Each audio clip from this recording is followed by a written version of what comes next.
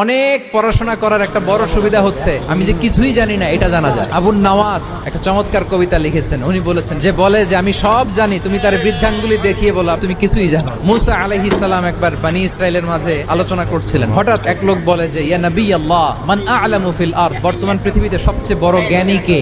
মুসা আলাইহিস সালাম বলে ফেললেন আমি সবচেয়ে বড় জ্ঞানী। এটা ভুল বলেন নাই, কারণ যাকে আল্লাহ তাআলা ওহীর জ্ঞানে ধন্য করেন তিনিই তো সবচেয়ে বড় জ্ঞানী। আল্লাহ তাআলা এই রেসপন্সটা, এই আনসারটা পছন্দ করেন না। আল্লাহ তাআলা চাচ্ছিলেন মুসা আলাইহিস সালাম যদি বলতো যে আল্লাহই ভালো জানে বা আল্লাহু আ'লাম, আল্লাহই সবচেয়ে জ্ঞানী, এটা আল্লাহ পছন্দ করতেন। তো উনি যখন বলে ফেলছেন আমি, আল্লাহ বলে না মুসা তুমি তো সবচেয়ে বড় জ্ঞানী নও, তোমার চেয়ে বড় জ্ঞানী আছে। শুনে তো মুসা আলাইহিস সালাম অবাক, কি আমার চেয়ে বড় জ্ঞানী কোথায়? আল্লাহ বললেন ইযহাব ইলা মাজমাইল বাহরাইন, দুই সাগরের মিলনস্থলে যাও, ওখানে আমার এক বান্দা আছে ইসমুহু খাদির, এই খিজির তোমার চেয়েও জ্ঞানী। আল্লাহু আকবার। আপনারা সূরা কাহফের তাফসীর পড়লে জানতে পারবেন। গেলেন নৌকার মধ্যে বসা, হঠাৎ একটা চড়ুই পাখি এসে সাগরের পানি খাচ্ছে। খিজির আলাইহিস সালাম বললেন মুসা চড়ুই পাখিটা দেখতে পাচ্ছ? মুসা আলাইহিস সালাম বললেন হ্যাঁ দেখতে পাচ্ছি। পানি খাওয়ার কারণে চড়ুই পাখির চঞ্চুতে মানে ঠোঁটে যে একটু সাগরের ছিটে ফোঁটা পানি লেগেছে, দেখেছো? মুসা আলাইহিস সালাম বললেন হ্যাঁ দেখেছি। তো খিজির আলাইহিস সালাম বললেন চড়ুই পাখির ঠোঁটে সামান্য সাগরের ছিটে ফোঁটা পানি যতটুকু ঠোঁটে লেগে আছে, এটা হচ্ছে তোমার, আমার আর মহাবিশ্বে আমরা যারা আছি সবার জ্ঞান। আর পড়ে থাকা মহাসাগরের পানি হচ্ছে আল্লাহর জ্ঞান। ওয়া মা উতিতুম মিনাল